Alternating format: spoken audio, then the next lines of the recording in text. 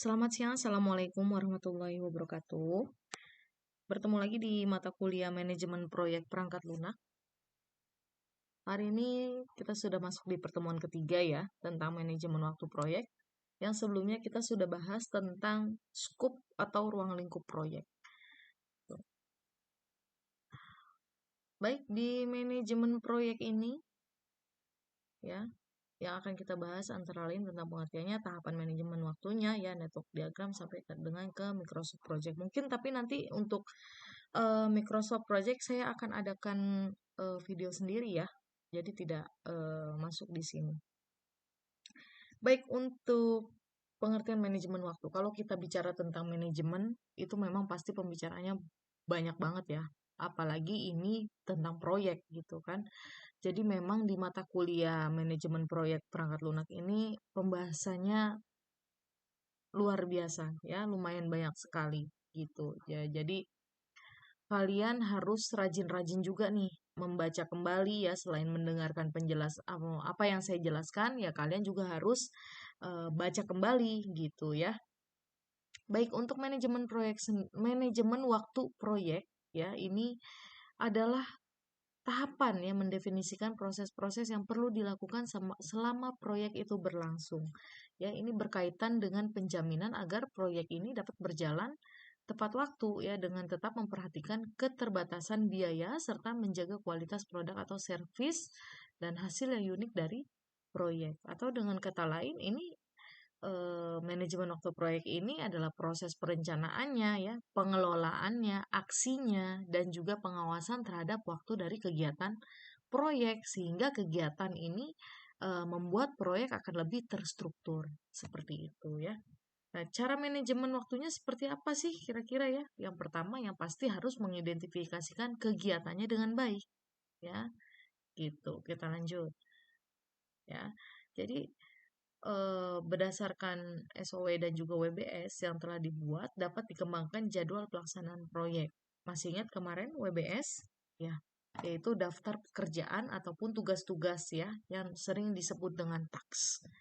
Ya, yang akan dikerjakan dalam sebuah proyek itu sendiri, gitu ya. Jadi, apa saja nih nanti caranya, bagaimana memanajemen waktunya? Yang pertama tadi yang saya katakan, identifikasi kegiatannya dengan baik, kemudian melakukan planning proyek, ya kan, pelaksanaan proyek serta pengawasan proyeknya. Nah, di sini dikatakan bahwa kegiatan manajemen waktu proyek lebih banyak diterapkan pada fase planning dan fase controlling. Yes, betul. Ya, yang tadi saya katakan juga di tahap ketiga adalah melakukan perencanaan ya, perencanaan proyek, pelaksanaan sampai dengan ke pengawasan atau controlling. Ya, jadi di fase planning ini memang mendefinisikan aktivitas ya, semua pengurutan aktivitas, kemudian estimasi lamanya aktivitas serta penyusunan jadwal proyek itu adanya di fase planning. Ya, nah kita kemarin sudah bicara tentang scope. Nah, berarti kita tahu nih, kita bisa merencanakan, kita bisa membatasi proyek ini targetnya sampai kapan nih ya, dengan budget berapa ya kan, dengan estimasi waktu berapa lama dan lain sebagainya seperti itu. Kemudian di fase controlling itu artinya kita mengendalikan jadwalnya ya, kita harus benar-benar tahu apa yang nantinya akan kita kerjakan seperti itu ya. Nah, tahapan manajemen waktu ya tadi di sini ya, mendefinisikan aktivitasnya. Kita definisikan dulu tuh, kita buat WBS-nya ya. Taks-taksnya apa saja, kemudian diurutkan aktivitasnya apa saja, estimasi kebutuhan aktivitasnya, estimasi durasi aktivitas, membangun jadwal serta mengendalikan jadwalnya. Kita lihat di sini ya, satu persatu. Untuk definisi aktivitas sendiri berarti kita artinya kegiatan untuk mengidentifikasi dan juga mendefinisikan aktivitas yang dilakukan secara spesifik untuk memproduksi hasil-hasil proyek. Nah, dalam arti berarti di sini kita menjabarkan taksnya gitu ya, tugas-tugasnya apa saja sih nanti yang akan kita kerjakan. Keluaran utama dari proses ini adalah daftar kegiatannya ya, ataupun atribut aktivitas dan milestone-nya. Nah, dibuat berdasarkan WBS ya, dan merupakan elemen yang berada pada level paling bawah dari setiap cabang grup pekerjaan. Dan aktivitas ini merupakan elemen pekerjaan terkecil yang diukur kinerjanya karena memiliki durasi, biaya, dan kebutuhan sumber daya yang diharapkan.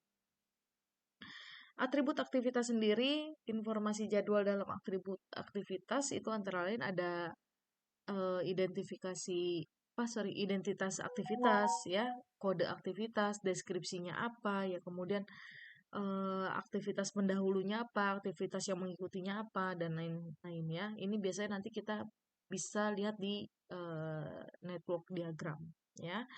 Terus orang yang bertanggung jawab mengeksekusi suatu pekerjaan. Kemudian lihat juga area geografis atau tempat pekerjaan yang harus dilakukan serta tipe aktivitasnya apa. Nah, kalau milestone list ini adalah daftar peristiwa yang menjadi penanda selesainya suatu pekerjaan atau untuk membantu dalam mengidentifikasi kegiatan yang diperlukannya. Dia tidak memiliki durasi dan alat yang digunakan untuk menetapkan tujuan dan monitoring kemajuan proyek. Oke, untuk pengurutan aktivitas sendiri ada aturan dasar ya dalam penyusunan aktivitas.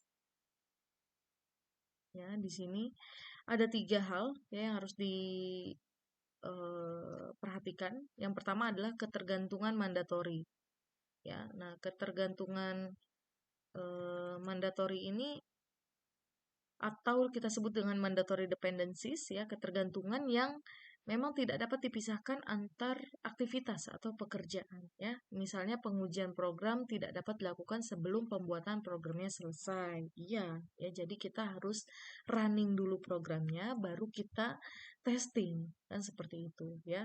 Kemudian ada yang namanya ketergantungan lepas atau discretionary dependencies ya, atau ketergantungan yang ditentukan oleh tim proyek ya. Sebagai contoh, dalam rangka mendapatkan hasil desain yang baik, jadi tim proyek ini mungkin belum akan memulai pekerjaan desain selama pekerjaan analisis sistemnya belum selesai sepenuhnya. Walaupun sebenarnya desain sistem sudah dapat dimulai tanpa harus menunggu pekerjaan analisis sistem diselesaikan semua. Seperti itu. Jadi ketergantungan lepas ya. Kemudian ada ketergantungan eksternal atau external dependencies. Ya, ini artinya ketergantungan antara aktivitas proyek dengan aktivitas non proyek. Misalnya ya di sini kegiatan instalasi OS tergantung pada ketersediaan hardware baru gitu kan dari si supplier misalkan. Nah, jadi berdasarkan identifikasi atau definisi aktivitas dan saling ketergantungan ini, maka akan memudahkan tim proyek dalam menyusun urutan pekerjaan pada proyek yang pada akhirnya ini diwujudkan dalam bentuk penjadwalan proyek seperti itu. Dan alat bantu yang biasanya digunakan dalam menyusun urutan aktivitas ini salah satunya adalah diagram jaringan proyek atau project network diagram ya, dan juga Prudence Diagram Method ya atau PDM. Oke, kita lanjut. Kemudian adalah estimasi kebutuhan sumber daya ya. Ada estimasi jenis dan jumlah sumber daya manusia. Ya, kemudian peralatan dan tim proyek yang dibutuhkan untuk melaksanakan aktivitas yang sudah terjadwal. Serta keluaran utamanya dari proses ini adalah persyaratan kegiatan sumber daya, struktur rincian sumber daya, dan juga update dokumen proyek. Estimasi dari durasi aktivitas fungsinya adalah untuk mengetahui berapa lama waktu aktual yang sebenarnya dibutuhkan oleh proyek ya, serta berdasarkan urutan dan keterkaitan antar aktivitas dimungkinkan ada beberapa aktivitas berjalan secara seri atau paralel ya, yang tadi kita tergantung apa namanya, ada aturan dasar yang tadi ya.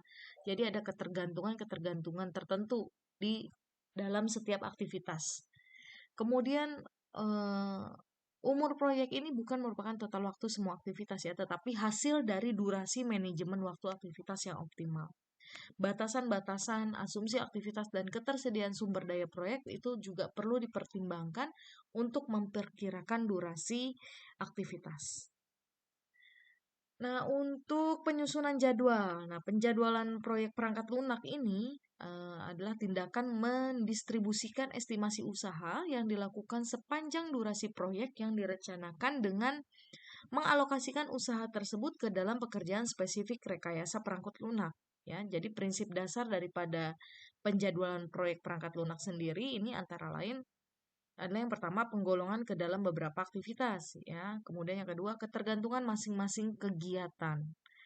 Yang ketiga alokasi waktu, keempat validasi usaha, ya, lima tanggung jawab yang ditetapkan secara spesifik, yang keenam hasil yang ditetapkan, serta tujuh adalah tonggak penting atau milestone yang ditetapkan.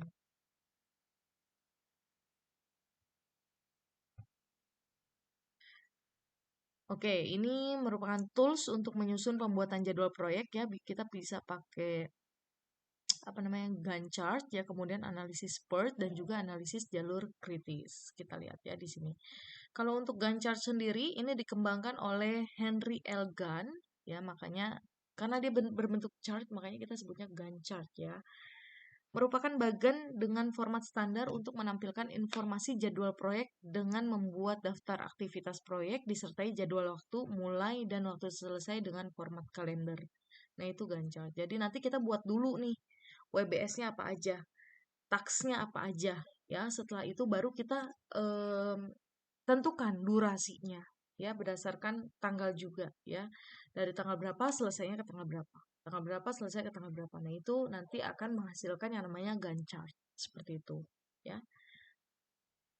Nah, seperti ini gambarnya ya. Jadi ada teksnya, ya sudah ada teksnya apa saja. Kemudian ada schedule-nya. Seperti itu ya. Nah, di sini kan ada yang tumpang tindih ya.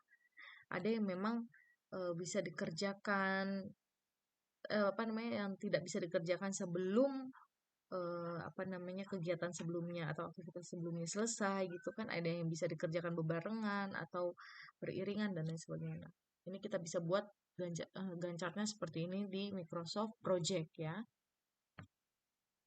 Nah, jadi ada 4 bentuk ketergantungan kalau di Gantt chart ya tadi namanya finish to start atau FS. Itu adalah suatu aktivitas yang tidak dapat dimulai selama aktivitas sebelumnya belum berakhir. Seperti itu ya. Jadi gambarnya seperti yang A dan B FS ini yang pertama ya. Jadi kalau si A ini belum selesai, dia nggak bisa ke B gitu ya. Makanya kotaknya di sini setelah kotak A, B-nya gitu ya. Kemudian ada start to start ya atau SS, suatu aktivitas yang tidak dapat dimulai selama aktivitas lain belum dimulai. Jadi apa ya berkelanjutan gitu ya. SS. Start to start ya. Kemudian ada finish to finish. Artinya suatu aktivitas tidak dapat diakhiri selama aktivitas lain berakhir. Nah, ya. Gambarnya juga sudah ada di bawah ya yang FS ini. Ya. Ini FS, SS dan FF. Kemudian terakhir adalah start to finish atau suatu aktivitas tidak dapat diakhiri selama aktivitas belum dimulai. Ya, seperti ini. Oke, lanjut ya. Nah, ini untuk mengendalikan perubahan jadwal proyek dengan cara yang pertama yaitu melakukan pemeriksaan jadwal dulu yang teratur, ya. Kemudian yang kedua melakukan rapat koordinasi untuk mengetahui kemajuan proyek dengan stakeholder, ya, dan menyatakanlah keadaan dengan jelas dan jujur dalam mengkomunikasikan isu-isu yang berkaitan dengan jadwal. Tidak beranggapan bahwa setiap orang tim proyek dapat bekerja dengan kepastian maksimum setiap saat.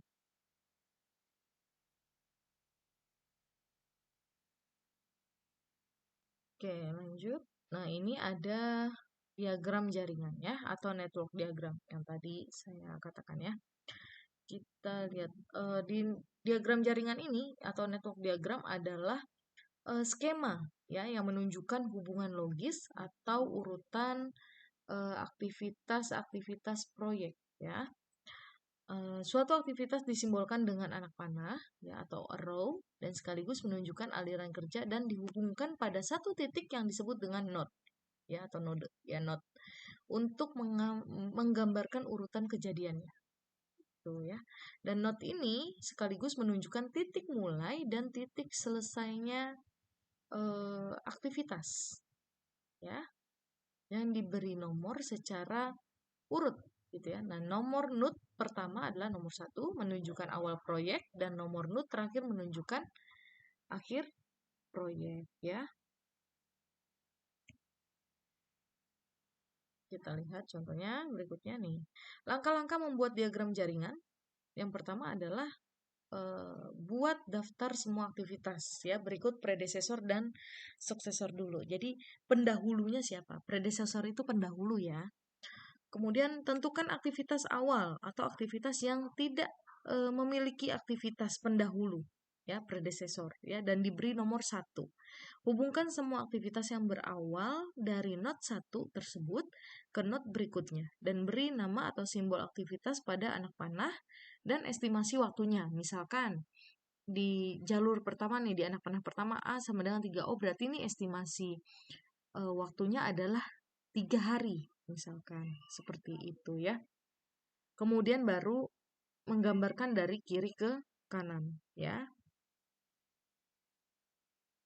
Kita lihat. Nih, kemudian yang kelima itu harus memperhatikan apakah ada aktivitas yang mengumpul ya, merge atau menyebar atau burst ya.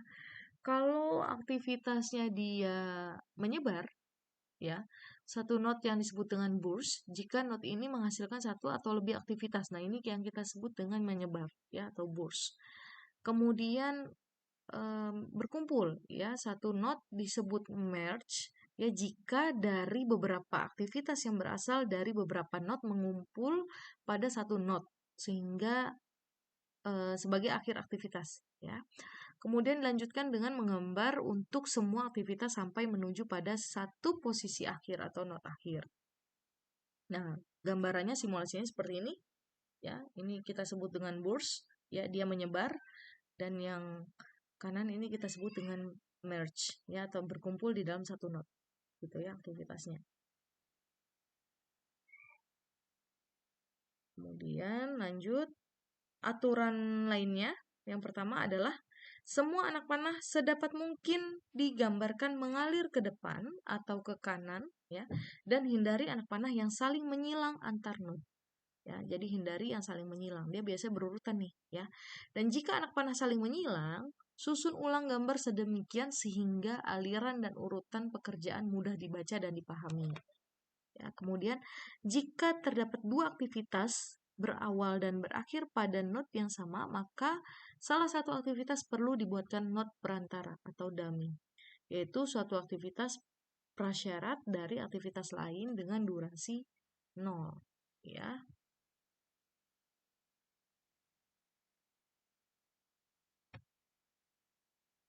Nah, kita lihat di sini contohnya. Ya, kalian bisa lihat di sini ada sebuah diagram jaringan. Ya, kalau kita lihat di sini tadi ya ada node 1, 2, 3, 4, dan 5. Nah, node 1 ini bisa kita sebut apa tadi? Burst ya, karena dia menyebar. Ya, gitu. Di sini kemudian ada titik-titiknya ya. Ada aktivitas-aktivitasnya nih. Ya. Tuh. Node 1 sebagai awal mulainya proyek ya.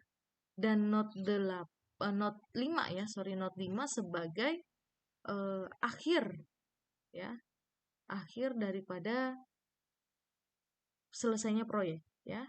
Dan aktivitas A, B, C ya, ini adalah aktivitas yang mulainya secara bersamaan sebagai aktivitas awal proyek dan masing-masing punya durasi ya. A ini 3, B ini 4, dan C-nya adalah 2. Nah, ya, kemudian aktivitas D ini berdurasi 3 hari dan baru dapat dikerjakan setelah aktivitas A selesai. Nah, ya seperti ini. Makanya di sini kalau kita lihat dari tabel aktivitasnya ya, kode aktivitasnya di sini ada A, B, C, D, E, F ya, ada F, ada sampai F ya. Kemudian predesesornya dan juga durasi hari kita lihat. Di kode aktivitas A ada nggak predesesornya? Tidak, karena dia yang jadi predesesor atau pendahulunya, ya kan? A, B, C di sini jadi predesesor. Makanya di sini tidak ada. ya. Kemudian durasi harinya kita taruh tadi, ya, A sama dengan 3, B 4, dan C 2. Kemudian kita lihat yang D. Yang D di sini predecesornya A. Artinya apa? Yang tadi, ya. Aktivitas D tidak dapat dimulai ketika aktivitas A belum selesai, ya. Kemudian ada kode aktivitas E. E di sini predecesornya siapa? Yaitu si B dan D. Ya, dia tidak dapat memulai kalau aktivitas si B dan D ini belum selesai dan durasinya berapa lama? Yaitu 2 hari, gitu ya. Kemudian begitu juga dengan F ya. Dengan F ini tidak bisa dikerjakan kalau si aktivitas C ini belum selesai. Makanya predesesornya di sini adalah C. Seperti itu ya.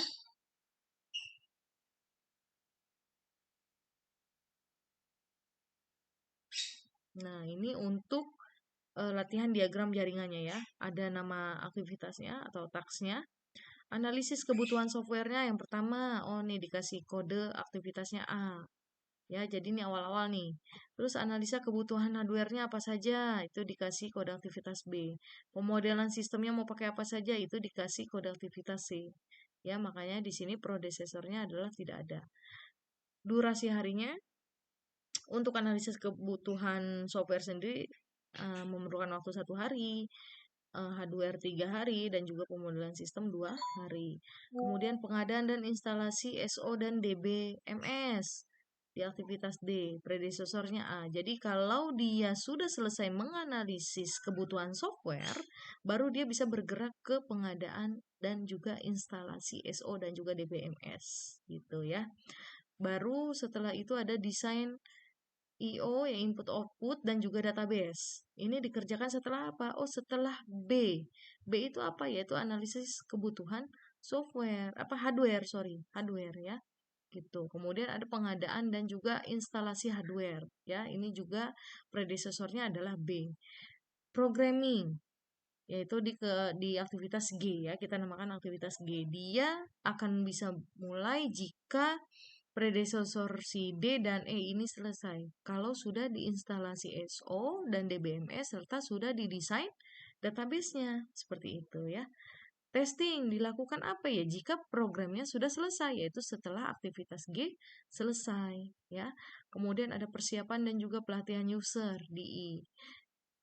Bisa dikerjakan ketika apa ya? Ketika si testing sudah oke, sudah selesai dilakukan ya, sampai dengan tahap ke implementasi, yaitu ketika sudah apa aktivitas FHI, yaitu apa instalasi, testing, dan juga pelatihan sudah dilakukan, baru kita bisa implementasi. Nah, seperti ini nih nanti kalian ya. Jadi gambarannya seperti ini yang kalian lakukan nih. Sampai dengan nanti outputnya si aplikasi ini atau si program ini jadi ya, mulai dari menganalisa kebutuhan software, hardware, dan lain sebagainya. Nah, urutannya nih harus kalian buat. Task-tasknya bisa lebih banyak dari ini ya, tergantung daripada kalian membuat apa ya, seperti itu. Kemudian, nah ini adalah untuk istilah-istilah dalam Microsoft Project ya.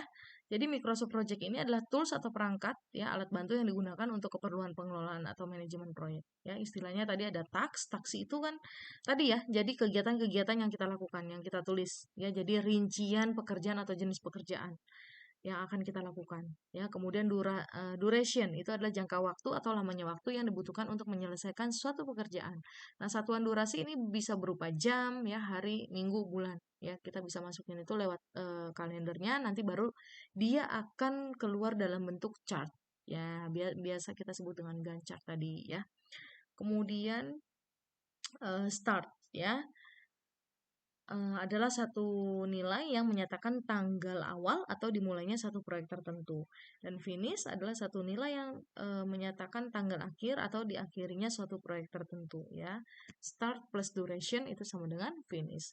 Dan terakhir adalah resource atau sumber daya, baik sumber daya personil maupun sumber daya non personil. Jadi nanti kan kita bisa memberi apa label juga ya. Jadi di task A yang mengerjakan siapa, di task B yang mengerjakan siapa, C siapa, dan seterusnya seperti itu ya. Jadi sudah tahu personilnya siapa aja, sumber dayanya siapa aja. Predesesor itu tadi pendahulu ya. Jadi berkaitan, jadi hubungan keterkaitan antara pekerjaan. gitu. Jadi kalau misalkan tadi note atau kegiatan B bisa dilakukan nggak nih? Ada nggak nih pendahulunya gitu? Atau dia memang justru jadi predecessor gitu kan? Itu diperhatikan. Kemudian cost atau biaya yang dibutuhkan untuk menyelesaikan suatu pekerjaan yang meliputi sumber daya personil maupun non personil yang sifatnya biaya tetap maupun biaya variabel. Oke, kemudian ada baseline, itu suatu bentuk perencanaan yang telah disetujui dan ditetapkan dalam satu proyek.